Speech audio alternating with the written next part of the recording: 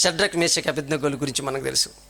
ఇదిగో ఒక ప్రతిమని నిలబెట్టించి నెబుకద్నెజర్ రాజు దీనికే మొక్కాలి, లేకపోతే అగ్నిగుండంలో పడేస్తాము అని చెప్పేది మనకు తెలుసు. అది వాస్తవం అయినటువంటిది. అయితే రాజా అందరూ మొక్కుతున్నారు, ఇదిగో ఈ భక్తత్రయం ముగ్గురు మొక్కట్లేదు అని అంటే, సరే ఇలా తీసుకెళ్ళి లోపల వేయనరా అని అన్నాడు. ఎక్కడ? అగ్నిగుండంలో. అసలు దానికంటే ముందుగా ఏం జరిగింది?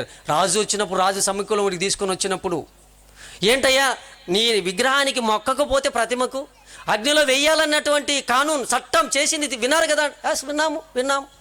మరి ఎందుకు మీరు ఆయన పూజ చేస్తున్నారు అని అంటే, అయ్యా మేము నమ్ముకున్నటువంటి దేవుడు సజీవుడు, మా దేవుడు విడిపించకపోయినా పర్వాలేదు, కానీ దీనికి మాత్రం మేము మొక్కు చేయం అని అన్నాడు. అప్పుడు ఆయనకు కోపం వచ్చి ఒక మాట అంటాడు. వీళ్ళనే మాట ఏంటో తెలుసా? నెబుకద్నెజర్ అని ఉంటుంది అక్కడ. ఏమంటారు వీళ్ళు? రాజు అనాలి కదా, ఏమనాలి? ఎప్పుడన్నా ఎవరినన్నా సార్ అంటున్నాం అనుకో, కండక్టర్ని ఎప్పుడైనా సార్ టికెట్లు కొట్టానంటే, అబ్బో వాడు చిల్లర లేదని 500కైనా ఇస్తాడు ఈయనకి. దేనికి? సార్ అన్నందుకు. మీరు మేడం అంటే ఎలా ఉంటుంది చెప్పు? ఈయన ఏమంటున్నాడు? నెబుకద్నెజర్. ఇదే ఉంటుంది. ఇందు నిమిత్తమై రాజును ప్రపంచానికి చక్రవర్తి గడగడలాడిస్తాడు. ఆయన అంటున్నాడు, నెబుకద్నెజర్ ఇందుని గురించి నీకు ప్రత్యుత్తరం ఇవ్వవలసినటువంటి మాకు చింత లేదు. ఏంది అగ్నిగుండం వేస్తా అంటే చింత లేదా? ఎస్, మాకు చింత లేదు. మేము సేవించుచున్న దేవుడు మమ్మల్ని విడిపించుటకు సమర్థుడు. మా పట్ల ఆయనకు కోరిక కోరుకుంటున్నాడు. ఆయనకు ఒక ఆకాంక్ష ఉంది మా పట్ల. ఏంటో తెలుసా? ఈ సమాజానికి మేమెంతో చెయ్యాలి, అది కోరుకుంటా, మేము కనపడాలి, మా దేవుడు గొప్ప దేవుడు అని చూపించాలి మా దేహాల ద్వారా. అదే చెప్తాడు చూడు, వాళ్ళ దేహాల ద్వారా చూపించాడని నెబుకద్నెజర్ యొక్క సాక్ష్యం మనం చూద్దాం. దానియేలు గ్రంథం 3వ అధ్యాయం 28 నుంచి చదువుదాం. దానియేలు గ్రంథం 3వ అధ్యాయం 28వ వచనం నుంచి తొందరగా. నెబుకద్నెజర్ షద్రకు మేషాకు అబేద్నెగో వీరి దేవుడు. ఎప్పుడు అంటున్నాడు ఈ మాట? గుండములో వేసి బయటికి వచ్చిన తర్వాత ఆయన తన దూత నంపి తన్ను ఆశ్రయించిన దాసులను రక్షించను. వారు తమ దేవునికి కాక ఎక్కడ దేనికి నమస్కరించలా, ఏ దేవుని సేవింపలా. ఇదే అండర్లైన్ చేసుకోండి. తమ దేహములను అప్పగించారు. దేవునికి ఇది కావాలి. బ్రతుకున్నప్పుడు మన దేహాలు దేవునికి కావాలి. తమ దేహాలు ఎవరు చెప్తున్నారు? వాళ్ళు చెప్పట్లా, సాక్ష్యం టెస్టిమోనీ ఇవ్వట్లా, మేము మా దేహాలు ఇచ్చామని చెప్పట్లా. ఒక నెబుకద్నెజర్ చెబుతున్నాడు, వారి దేహాలను అర్పించారండి దేవుని కోసం. అర్పించి ఏం చేశారంట? రాజు ఆజ్ఞను వ్యక్తపరిచారంట. కానీ మనోళ్ళు ఏం చేస్తున్నారు తెలుసా? దేవుని ఆజ్ఞను వ్యర్థపరుస్తున్నారు. దేవుని ఆజ్ఞను వ్యర్థపరచకూడదు. రాజాజ్ఞను వ్యర్థపరిస్తేనే అగ్నిగుండం అయితే, దేవుని ఆజ్ఞను వ్యర్థపరిస్తే. మన మొదటి రోజు విద్యాసాగర్ గారు చెప్పారు, పాపం ఎక్కడ తీసిపోతుందంట? జీతం మరణం అన్నారు కదా. జీతం మరణం అన్నారు, అది నరకమే కదా. ఇక్కడ రాజు ఆజ్ఞను ధిక్కరిస్తేనే భూమి మీద అగ్నిగుండం అయితే, మరి దేవుని యొక్క ఆజ్ఞను ధిక్కరిస్తే అది అగ్నిగుండమే, అది నిత్య నరకాగ్ని. అది ఆ తర్వాత చెప్తాడు, ఎప్పుడైతే అగ్నిగుండములోనికి వెళ్ళి బయటికి వచ్చారో అప్పుడు రాజు ఏమి సాక్ష్యం ఇస్తున్నాడు? నేను ఒక శాసనం, అయ్యా ప్రపంచంలో ఉన్న ప్రజలారా, నేను ఒక చట్టాన్ని చేయబోతున్నా, నూతనమైన చట్టాన్ని, కొత్త చట్టం ఇది. ఏంటో తెలుసా? ఇప్పటి వరకు ఉన్న ఈ ప్రతిమకు ఇంకా లేదు, దీనికి ఇప్పటి వరకు మీరు చేసిన పూజలు పునస్కారాలు లేవు. నెక్స్ట్ ఈ విధముగా రక్షించుటకు. ఏ విధంగా? ఇలా అగ్నిగుండములో వేసినా రక్షించటానికి, అంటే భూమి మీద ఉన్నప్పుడే అగ్నిగుండములో వేసినప్పుడు విడిపించాడే.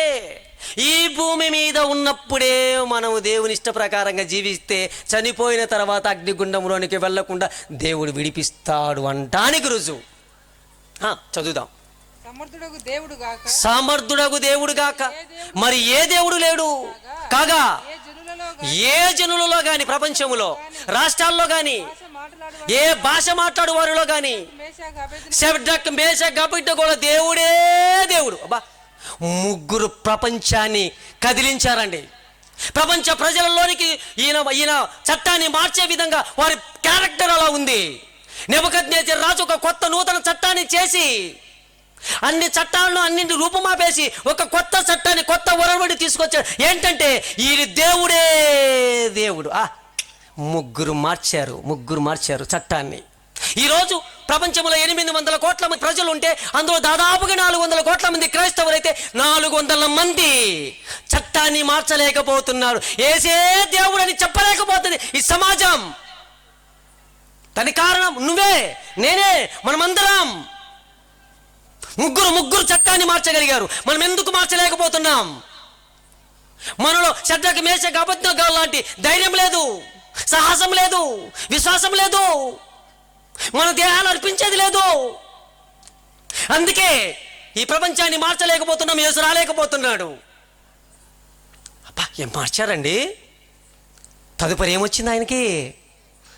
వాళ్ళను కూడా ఆ రాజరికంలో కొన్ని పాత్రలు పోషించడానికి ఇచ్చారండి. దాన్ని జయించినందుకు ఈ 4 ఉంటారు, మెయిన్ 4 ఉంటారు. 3 మాత్రమే పరిశోధన. ఒక ఆయనకి ఇంకా స్టార్ట్ అవ్వలే. ఎవరైనా దానియేలు గారు. అయితేనే ఏదైనా గొప్పగా రాణించాలి అంటే పరిశోధన దేవుని దగ్గర నుంచి రావాల్సిందే. అందుకే తీసుకెళ్ళి ఎక్కడేశారు? సింహముల గోను కాదు, బోన్ అంటే ఒకటే ఉంటుంది, గుహ అంటే 100 ఉంటాయి. అందులో శత్రు సైన్యం వచ్చినప్పుడు గుహలో నుంచి వదిలిపెడతారు. బోన్ అంటే ఒకటే సరకసులో ఉండేది, చాలా గుహలో అందులో వేసేశారు. మౌనంగా ఉండిపోయింది పరిశోధన. గొప్పడైపోయాడు దానియేలు గారు. ఇలాగ చెప్పుకుంటూ పోతే ఎంతమంది జీవితాలండి. దేవుడు కోరుకున్నట్టుగా వారి జీవితాలు, దేవుని యొక్క ఆకాంక్ష ప్రకారంగా వారి జీవితాలు మలుచుకున్నారు. ఈరోజు నీ పట్ల, నా పట్ల, మనందరి పట్ల దేవుడు కలిగినటువంటి ఆశను భక్తులు నెరవేర్చినట్లుగా మనం కూడా నెరవేర్చాలన్నదే ఈ యొక్క మీటింగుల యొక్క ప్రధానమైనటువంటి ఉద్దేశం. చివరి మాటలుగా ఒక మాట చెప్తాను, ముగిస్తానండి. చివరి మాటలుగా మత్తయి రాసిన సువార్త 19:28. మత్తయి రాసిన సువార్త 19:28 19:28 చూద్దాం. యేసు వారితో ఇట్లా, నేను ప్రపంచ పునర్జన్మనందు అపోస్తలులైనటువంటి 12 మంది శిష్యులతో యేసు పలుకుచున్న మాటలు. ప్రపంచ పునర్జన్మందు మనిషి కుమారుడు తన మహిమగల సింహాసనం మీద ఆసీనుడై ఉన్నప్పుడు నన్ను వెంబడించిన మీరును 12 సింహాసనాల మీద మీరు కూడా కూర్చుంటారు, ఏలుబడి చేసి తీర్పు తీస్తారు. ఇదిగో ఇశ్రాయేలు జనాంగానికి అని అన్నాడు. ఎక్కడ జరిగేది ఆ తీర్పు అంటే? ఇదిగో ఇక్కడే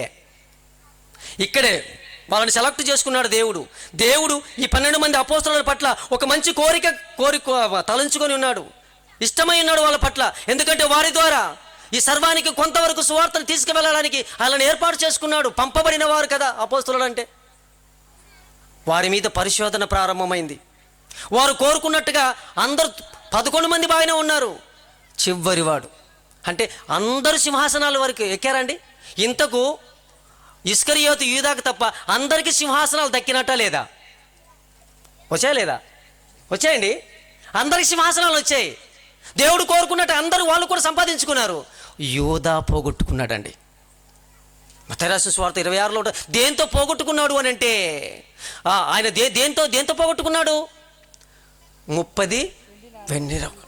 ఒక సింహాసనం మీద కూర్చొని ఒక జస్టిస్గా ఉండాల్సిన, ఒక న్యాయమూర్తిగా ఉండాల్సినటువంటి అది పోగొట్టుకున్నాడండి. అంటే దేవుని పరిశోధన ఎప్పటి వరకు చూస్తుందంట?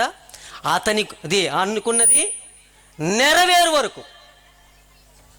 అందరూ నెరవేరు వరకు ఉన్నారు. యూదా ఉండలేకపోయాడండి, పోయాడు. మన జీవితంలో ఇప్పుడు బాగుంటాం. ఓ 10 ఏళ్ళు, ఒక 15 ఏళ్ళు, ఓ 9 ఏళ్ళు బాప్తిసం తీసుకున్న తర్వాత బాగుంటాం.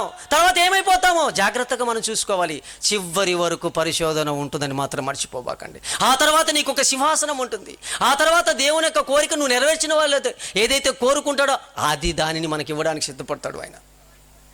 యేసుక్రీస్తు వారు విషయంలో యెషయా గ్రంథం 53:10 అంటాడు. యెషయా గ్రంథం 53:10 అతని నలగొట్టుటకు యెహోవాకు ఇష్టం. ఏంటండి? ఇష్టమన్నా కోరికన్నా అంత ఒకటే. అతని నలగొట్టుటకు యెహోవాకు ఇష్టం. మీ పిల్లలను ఇప్పుడు కొట్టకూడదంట స్కూల్లో. ఏంటంట? అధ్యాపకుల మీద, టీచర్ల మీద కేసు, పిల్లలను కొడితే. మరి యెహోవాకి ఏంటంటే ఇష్టం? ఆయన కుమారుని నలగగొట్టడం ఇష్టమంట. ఎందుకండి ఆదివారం ఆరాధనలో మనం ఏం తీసుకుంటాం? రొట్టె కదండి, రొట్టె ద్రాక్షారసమే కదండి. ఆ రొట్టె ఎలా వచ్చింది? అది ఏంటి? ఆ రొట్టె ఒక గోధుమలు అనుకున్న మనకు పండే గోధుమలు బయటికి తీసుకెళ్ళి కలవలు వేసి గుండు తిప్పి దాని మీద ఏదేదో చేసి మిషన్లో వేసి ఆ మిషన్లో నుంచి ఆ పొదిస్తే మళ్ళీ దాని మీద కాల్చి రొట్టె చేసి అది తింటున్నాం. నలగొట్టడం. ఎప్పుడు ఏదైనా మీరు పచ్చడి చేయాలంటే ఏం చేస్తుంటారు? రోట్లో వేసి ఒక రోకలు వేసి దంచి దంచి దంచి ఇంకా అంటుంటారు, ఇంకా గట్టిగా దంచు. అమ్మా, నలగొట్టటకు ఎవరికి ఇష్టం? దేవునికి ఇష్టమైందంటండి నలగొట్టడం. మనందరి కోసమే, ఇలాగ మారడానికి కోసమే ఆయనకి ఇష్టమైందంట అని చెప్పుకుంటూ ఆయన నలగొట్టడానికి ఇష్టం. యెహోవా చూసుకొనును అని అక్కడ చెప్పారు కదా. ఇస్సాకు గారితో ఏమని చెప్పాడు వాళ్ళ తండ్రి? మోరియా పర్వతం మీదకి వెళ్ళేటప్పుడు యెహోవా చూసుకొనుడు, నీ కొడుకు కాదు నాయన కావాల్సింది, నాయన వద్దు నువ్వు పెంచేసుకో. ప్రియకుమారుడైనటువంటి యేసుక్రీస్తు వారిని ఇచ్చారండి. అదే ఆయన చూసుకుంటాడు అంటే అదే ఇష్టం. ఆయనకి ఇష్టమైంది నలగొట్టడం కంటే ఆయనకి ఇష్టం నలగొట్టడం. ఎందుకంటే ఈ ప్రపంచం మారిపోవాలంటే, ఈ ప్రపంచం మా పక్షాలను జరగాలంటే ఆయన మరణం అనేది జరగాలండి. అందుకే యేసుక్రీస్తు వారు అంటాడు, నేను జయించి నా తండ్రి సింహాసనంలో. ఆ చివరి మాట ప్రకటన గ్రంథం 3వ అధ్యాయంలో ఉంటుంది, 21లో ఉంటుంది చూడు. నేను జయించి అంటే దేవుడు ఏమనుకుంటున్నాడు? ఒక యేసుక్రీస్తు వారి పట్లనే కాదండి ఆకాంక్ష. జయించాలనేది ఒక యేసుక్రీస్తు వారి పట్లే కాదు, మనందరి పట్ల దేవుడు అదే కోరిక కోరి ఉంటున్నాడండి. మీరు జయించి అంటే నేను జయించాను, లోకాన్ని జయించాను నేను. ఎన్నో వస్తాయి నిందలు, ఎన్నో అవమానాలు వస్తాయి, ఎన్నో బాధలు కలుగుతాయి. అయినా నువ్వు జయించాలి. నీ పట్ల నా పట్ల బాప్తిసం తీసుకున్న నాటి నుంచి పరిశోధన ప్రారంభమైతే, ఒక పక్క శోధన అపవాది, ఒక పక్క దేవుడు పరిశోధన, ఈ రెంట మధ్యలో నలిగిపోయి చివరి వరకు ఉంటే దేవుని వాక్కు నిన్ను నన్ను అందరినీ పరిశోధిస్తూనే ఉంటుంది. నెరవేరినంత వరకు నీవు కావాలి, అది కోరుకుంటున్నాడు. నేను జయించి కూర్చున్నాను సింహాసనం మీద, మీరు కూడా జయించి సింహాసనం మీద కూర్చోవాలని. దేవుని ఇంకా కోరిక ఏంటి? ఆయన సింహాసనం మీద మనందరం యేసులాగా మనం కూర్చోవాలని అంట. అర్థమైందా? మన పిల్లలకి మనం కూర్చొని మన పిల్లలకి అదే వేస్తుంటాం. మన ఇంట్లో ఒక కుర్చీ తెచ్చుకుంటారా? తండ్రికి ఒకటే వేస్తామా? పిల్లలకు 2 ఉంటాయి, భార్యకు ఉంటుంది, 4 చైర్లు ఉంటాయి, 4 ఉంటే కదండి.